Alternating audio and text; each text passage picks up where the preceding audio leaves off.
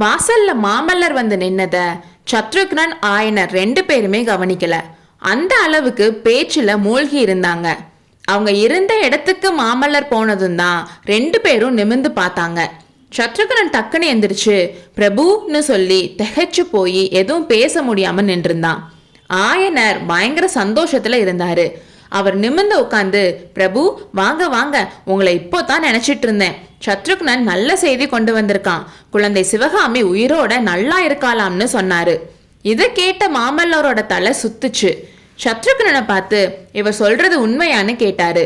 ஆமா பிரபு, உண்மைதான்னு சொல்லிட்டு கை கூப்பி நின்னு, பிரபு கொஞ்ச நேரத்துக்கு முன்னாடி காட்டுப்பாதையில உங்களை பார்த்தப்போ பேசாம வந்துட்டேன். திடீர்னு உங்களை பார்த்ததும் பேச கூச்சமா இருந்துச்சு, அதுக்கு மன்னிக்கணும்னு சொன்னா. அந்த பெண் நீதானா? நல்ல வேஷம்னு மாமல்லர் சொன்னாரு. ஆமா, நானும் கூட கொஞ்ச நேரத்துக்கு முன்னாடி திகைச்சு போயிட்டேன். பொண்ணு வேஷம் இவனுக்கு எவ்வளோ நல்ல பொருத்தமா இருக்கு. சக்கரவர்த்தி ஒவ்வொரு வேலைக்கும் பொருத்தமான ஆட்களை தான் செலக்ட் பண்ணியிருக்காருன்னு ஆயனர் சொன்னாரு. மாமல்லர் மெதுவா, சக்கரவர்த்தியோட சாமர்த்தியத்தை நீங்க தான் மெச்சிக்கணும்னு முணுமுணுத்தாரு. அப்புறம் சத்ருக்னனை பார்த்து எதுக்காக பொண்ணு மாதிரி வேஷம் போட்டேன்னு கேட்டாரு. சத்ருக்னன் அந்த வேஷம் போட்டனால தான் சிவகாமியை பத்தி தெரிஞ்சுக்க முடிஞ்சிச்சு. தயவு செஞ்சு உட்காருங்க பிரபு, சத்ருக்னன் எல்லாம் விவரமா சொல்வான். நானும் இன்னொரு தடவை கேட்டுக்கிறேன்னு ஆயனர் சொன்னாரு. சத்ருக்னன் நம்ம கதையை சொல்ல ஆரம்பிச்சான். ஆயனரும் சிவகாமியும் காஞ்சி கோட்டையில இருந்து சுரங்கப்பாதை வழியா வெளியே போயிட்டாங்கன்னு சக்கரவர்த்திக்கு தெரிஞ்சதும் அவருக்கு இடி விழுந்த மாதிரி இருந்துச்சு. உடனே அவரும் படைகளை திரட்டி கோட்டைக்கு வெளியே போக ரெடி ஆனாரு. அப்புறம் என்ன தனியா கூப்பிட்டு, சத்ருக்னா, நீ பல்லவ சாம்ராஜ்யத்துக்கு எவ்வளவோ சேவைகள் பண்ணிருக்க. ஆனா எல்லாத்தையும் விட இப்போ பண்ண போறது தான் ரொம்ப முக்கியமானது. மாமல்லர் மட்டும் இங்க இருந்திருந்தா நானே அதை செய்வேன். ஆனா பல்லவ குலத்தோட மானத்தை காப்பாத்துறதுக்காக நான் போருக்கு கிளம்பணும். சிவகாமிய கண்டுபிடிச்சு அவளை மீட்டுட்டு வர வேலைய உன்கிட்ட ஒப்படைக்கிறேன். அவளை கூட்டிட்டு வர முடியலனாலும் பத்திரமா பாதுகாக்கணும்னு சொன்னாரு. நான் ஷாக் ஆகிட்டேன். பிரபு, சிவகாமி அம்மை சளுக்கர்கள் கிட்ட சிறைப்பட்டிருந்தா தன்னந்தனியா நான் என்ன செய்ய முடியும்னு கேட்டேன். கஷ்டமான காரியம்னால தான் உன்கிட்ட ஒப்படைக்கிறேன் சத்ருகனா. நீ இதுவரைக்கும் எத்தனையோ வேஷங்களை போட்டிருக்க. அதுல உனக்கு ரொம்ப பொருத்தமானது பெண் வேஷம் தான்னு சொன்னாரு. அப்படி அவர் சொன்னதுமே அவரோட திட்டத்தை நான் புரிஞ்சுக்கிட்டேன். கொஞ்ச நேரத்துக்கு முன்னாடி பாத்தீங்களே, அந்த மாதிரி வேஷம் போட்டு காஞ்சியை விட்டு கிளம்பி முதல்ல ஆயனர் வீட்டுக்கு தான் வந்தேன். நான் இங்க வந்தப்போதான் ஆயனரை நினைவு இல்லாம இங்க கொண்டு வந்தாங்க. அப்போ சிவகாமி தேவி இவர் கூட இல்ல. அப்போ சிவகாமி தேவி சிறைப்பட்டு தான் இருக்கணும்னு முடிவு பண்ணேன். சளுக்க ராட்சசர்கள் சத்தம் கேட்ட இடத்துல எல்லாம் மறைஞ்சிருந்து பார்த்தேன். கடைசியில காஞ்சிக்கு வடமேற்க ஒரு பெரிய சளுக்கர் படை வட திசையில போயிட்டு இருக்கிறத பார்த்தேன். அந்த கூட்டத்துல இருந்து பெண்களோட அழுக்குறலும் புலம்பலும் கேட்டுச்சு. அப்போ இன்னும் பக்கத்துல போய் பார்த்தப்போ அந்த பெண்கள் நம்ம கிராமங்கள்ல இருந்து சிறை பிடிச்சிட்டு போனவங்கன்னு தெரிஞ்சுக்கிட்டேன். அந்த கூட்டத்துக்கு நடுவுல ஒரு பல்லக்கு ஒண்ணு போச்சு. அதுல இருந்தவங்க சிவகாமி தேவி தான்னு தெரிஞ்சுக்கிட்டேன். கொஞ்ச நேரத்திலேயே நானும் தலைவிரி கோலமா ஓன்னு அழுதுகிட்டு அந்த கும்பல் கிட்ட ஓடுனேன். பின்னாடி இருந்து யாரோ என்னை துரத்திட்டு வர மாதிரி நடிச்சிட்டு ஓடுனேன். சளுக்கர்கள் வந்தியா வான்னு கிண்டல் பண்ணிக்கிட்டே மற்ற பெண்கள் கிட்ட போய் என்ன விட்டாங்க. கொஞ்ச நேரம் நானும் மற்ற பெண்கள் மாதிரி அழுதுகிட்டு இருந்தேன்.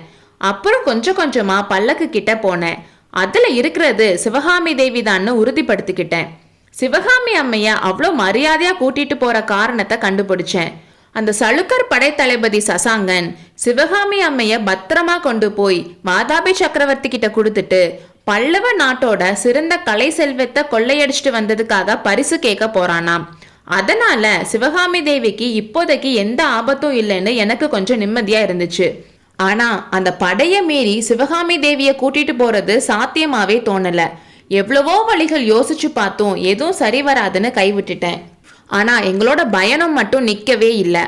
அப்போ தான் நாங்க வெள்ளாறுன்னு சொல்ற பொன்முகலி ஆத்தங்கரையில தங்கணும். அப்போ தளபதி சசாங்கன் ஏதோ ஒரு குழப்பத்துல இருந்த மாதிரியே இருந்துச்சு. அதோட காரணத்தையும் சளுக்க வீரர்கள் பேசுறதுல இருந்து தெரிஞ்சுக்கிட்டேன். மணிமங்கலத்துல வாதாபி சக்கரவர்த்திக்கும் மகேந்திர பல்லவருக்கும் நடந்த போர் பத்தி தூதர்கள் கொண்டு வந்த செய்தி தான் அதுக்கு காரணம். இந்த செய்தி ஏன் சசாங்கனுக்கு அவ்வளோ குழப்பத்தை கொடுத்துச்சுன்னு கெஸ் பண்ணி தெரிஞ்சுக்கிட்டேன்.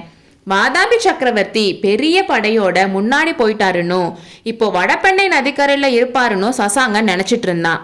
இப்போ புலிகேசி மன்னர் நமக்கு பின்னாடி தங்கி மாமல்லபுரத்துக்கு பக்கத்துல மணிமங்கலத்துல சண்டை போட்டுட்டு இருக்கிறதா செய்தி வந்ததும் அவன் குழம்புனதுல ஆச்சரியம் இல்லையே. சக்கரவர்த்தியை பின்னாடி விட்டுட்டு நாம முன்னாடி வந்தது பத்தி அவருக்கு கோபமா இருக்குமோ என்னமோன்னு சசாங்கன் தவிச்சிட்டு இருந்தான். பொன்முகலி ஆத்தங்கரைக்கு நாங்க வந்த அடுத்த நாள் சசாங்கன் கொஞ்ச சலுக்க வீரர்களோட சிறை பிடிச்ச பெண்களை மட்டும் இந்த கரைக்கு அனுப்பிட்டு அவனும் கொஞ்சம் படைகளும் அந்த கரையில இருந்தாங்க. நாங்க அந்த கரைக்கு போனதும் இது ஒரு நல்ல சந்தர்ப்பம், சிவகாமி தேவிய கூட்டிட்டு போய் பக்கத்துல இருக்க குன்றுகள்ல ஒளிஞ்சுக்கலாம். காவலுக்கு கொஞ்சம் காவலர்கள் தான் இருக்கனால நைட் அவங்களுக்கு தெரியாம தப்பிச்சிடலான்னு முடிவு பண்ணேன். அன்னைக்கு நைட்டு தூங்குறப்போ நான் பல்லக்கு பக்கத்துல படுத்தேன். எல்லாரும் தூங்குனதுக்கு அப்புறம் பிராகிருத மொழியில நான் யாருன்னு சிவகாமி தேவி கிட்ட சொன்னேன். அவங்க முதல்ல ஆச்சரியப்பட்டாங்க. அப்புறம் ஆயனர் பத்தி கேட்டாங்க, உங்களையும் விசாரிச்சாங்க.